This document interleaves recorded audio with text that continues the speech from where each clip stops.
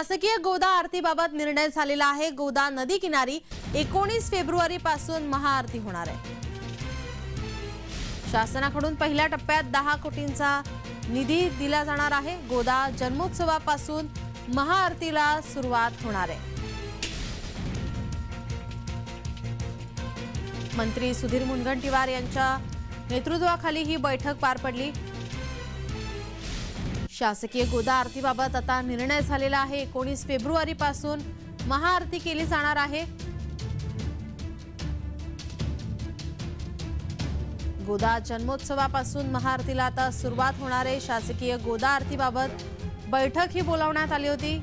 या आरतीबाबत आता निर्णय झालेला आहे। गोदा नदी किनारी 19 फेब्रुवारी पासून महाआरती केली जाणार आहे।